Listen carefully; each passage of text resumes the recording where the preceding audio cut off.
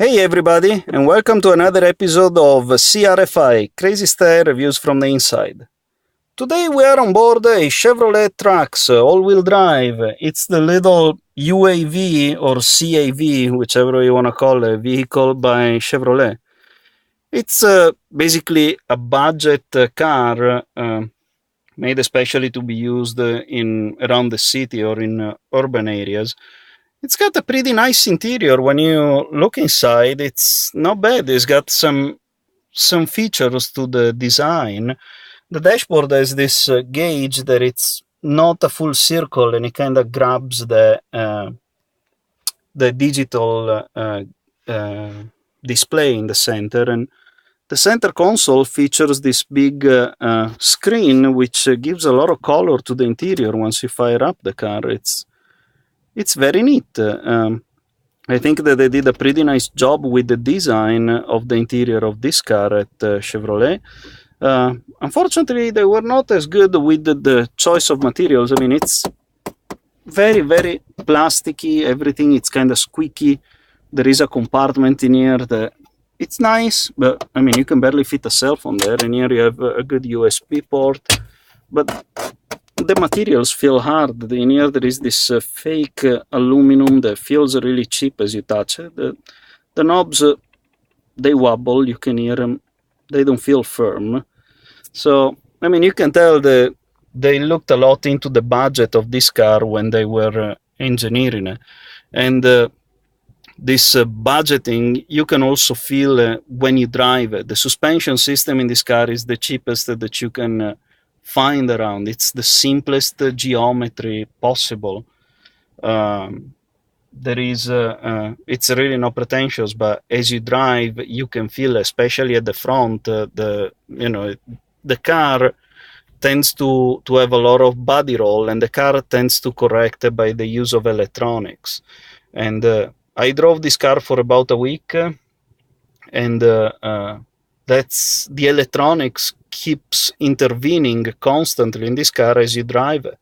Even in normal day driving, I keep feeling the stability control engaging in a very intrusive manner before the car is even sliding. I mean, the car is not even moving around. I don't even hear the tires squeaking, and yet the system comes on and you can feel engaging and click, click, click, click, brake steering the car by applying brakes to a single wheel. And that's very frustrating, and it makes feel the drive very, very unsecure. I don't like feeling that much dependent on the electronics. So as I was driving, I was not too pleased by keep feeling this electronics coming on. And this car, it's an all-wheel drive car, so it's to be expected that people is not always on the pavement, but definitely this car is not made to go off-road. The all-wheel drive system that it features is the simplest that there is, honestly. It's 3 open differentials. The car, it's a front-wheel drive by default, and eventually sends power to the rear wheels if the front wheels are spinning. So as you drive the car, when you first start, from 0 to 5 miles an hour, you are in all-wheel drive, and then it's just front-wheel drive.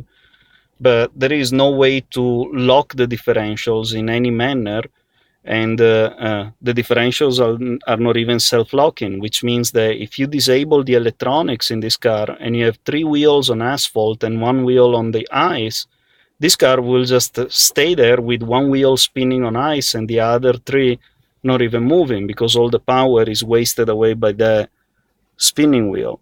So it's pretty bad, and not nice to drive. I drove quite a lot in this week that I had this car, and on the highway I've managed to get about 22.5 miles to the gallon, traveling at 75 miles an hour. That's pretty bad. I wouldn't say pretty, I'd say it's really bad. This car, it's basically a compact car, a hatchback that it's a little bit lifted. 22.5 miles to the gallon, even if it was 23, it's terrible. I drove cars that were much bigger and better performing, especially in off-road, like the Jeep Renegade, they did a better mileage. And I was already complaining about the Jeep Renegade doing only 26 to the gallon.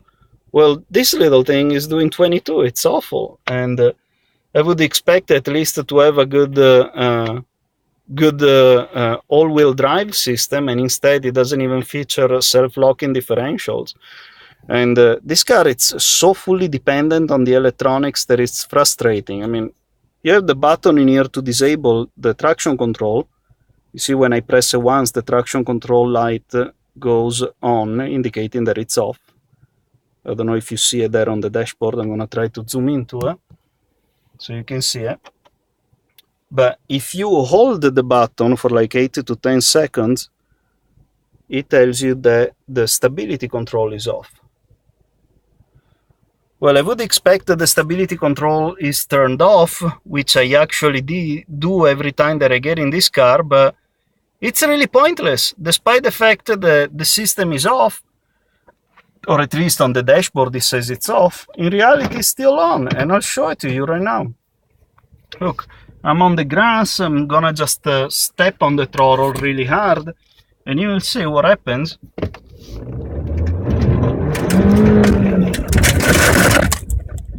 As you can see, the stability control is already engaged and brake steered the car for me, despite the fact that I disabled it.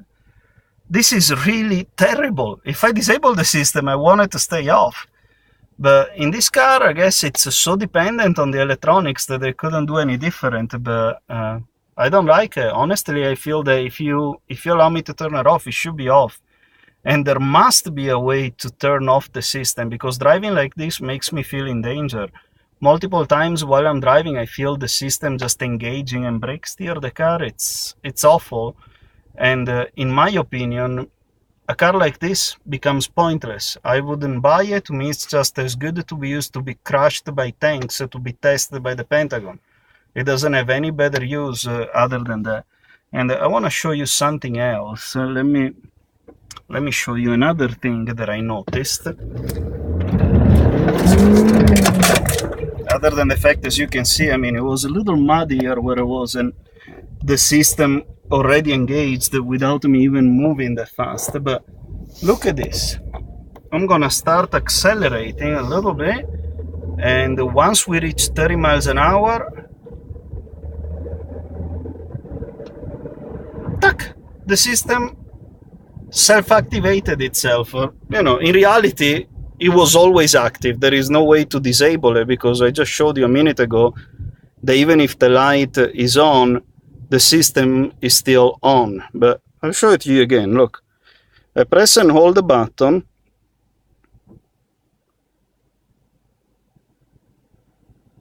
Okay, stability control is off.